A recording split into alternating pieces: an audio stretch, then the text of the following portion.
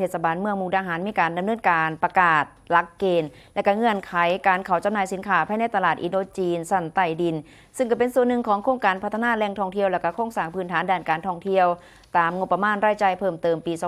2560 โดยจังหวัดมุกดาหารมีการออกหนังสือด่วนที่สุดสั่งการให้ทางเทศบาลดำเนินการย้ายผู้ประกอบการร้านค้าที่ตั้งอยู่บริเวณริมถนนลงไปยังพื้นที่สันใต้ดินให้แล้วเสร็จภายในเดือนมีนาคม 2569 เพื่อเตรียมความพร้อมในการปรับปรุงพื้นที่โดยรวมซึ่งทางนายอดุลศิริมั่นเพิ่นเป็นหัวหน้าฝ่ายป้องกันและบรรเทาสาธารณภัยเทศบาลเมืองมุกดาหารเพิ่นบอกว่าการรื้อถอนจะใส่เวลาอีกประมาณ 2-3 มื้อพื้นที่ก็จะแล้วเสร็จพร้อมกับขอความร่วมมือผู้ประกอบการเร่งขนย้ายสินค้าและก็รื้อถอนร้านด้วยตนเองเพื่อความรวดเร็วในการดำเนินงานโดยทางเทศบาลเมืองมุกดาหารกำหนดให้มีการจับสลากจัดสรรล็อกค่าและก็ลงนามสัญญาเซาในวันที่ 30 มีนาคม